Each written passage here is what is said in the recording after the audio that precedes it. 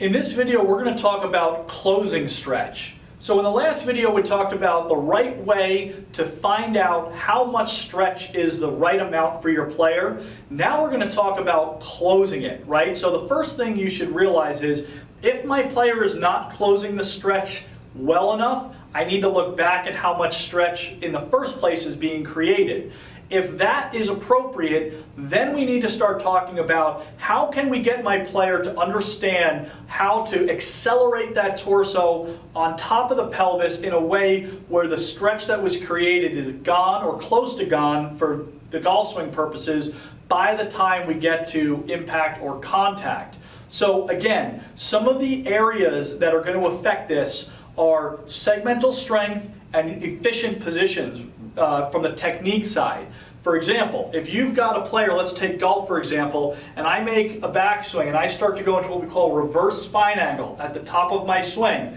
and I start leaning this way, it's going to be really hard for me to be able to get to a good impact position and close the stretch that I created because I was in such an unstable position with my upper body. So you can do a lot of things with your player from the technique side, whatever fits your coaching philosophy, but at the end of the day, you've got to be able to give them the understanding to get their upper body moving faster. So as a quick warm-up or more of a primer that I'll do with my players is I'll get a light medicine ball, 2 kilograms or right around there depending upon the player's size, but I like 2 kilogram med ball, and then I'll get my player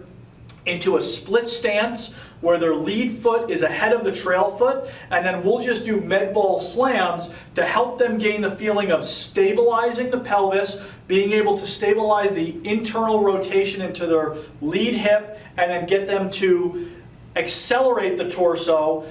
You can do it on the ground for a golfer, you can do it more horizontally for your baseball players, just to get them the feeling of how to accelerate the torso on top of a pelvis that's not moving as fast, to give them the sensation of what it's like to close that stretch by the time they get to impact or contact. So try this with your players. Just keep in mind, any stretch that's created does not matter unless you can close it before you get to impact or contact.